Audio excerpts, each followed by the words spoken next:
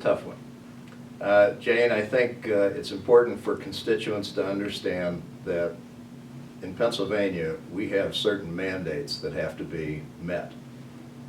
Approximately 40% of the budget in Pennsylvania will go to human services. We used to call that the Department of Public Welfare. We've softened the tone a little bit. Another 40% will go into education. Because of interactions with the federal government, our Medicaid rolls are growing regularly. We have an aging population in Pennsylvania. We're glad to have the seniors, and hope someday I hope to be one. We do, I mean, as we grow older, our health situation changes, and we do need more care. And that's all there is to that. At this point, the Medicaid rolls are expanding. We are trying to keep up with those costs. Healthcare costs do not seem to go down. They do continue to go up, and that's a struggle. I'll deal with education for just a moment.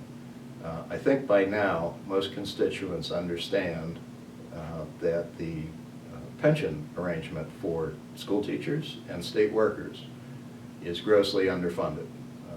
The closest estimate I think I would like to use today is we are $60 billion underfunded, and that's just less than 60% of the actuarial calculation about the dollars that we're going to need in the future. That is why we are faced with increase in local school property tax. And I know everybody hates making out that check every year. I'm just like that too. But we have obligations. These have been tried in the courts over the years. The most current one was about 7 years ago.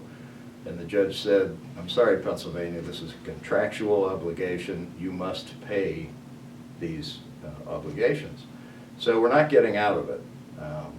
It is going to be very difficult to lower taxes in the future because of that. I think 2017 is expected to be the high water mark.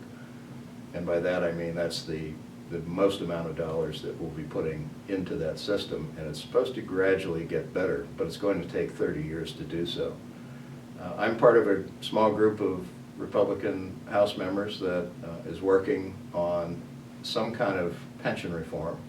There is a bill which we call a hybrid bill, which would include both defined benefit, that's a pension type arrangement, and defined contribution, which is more of a 401k or a 403b type thing.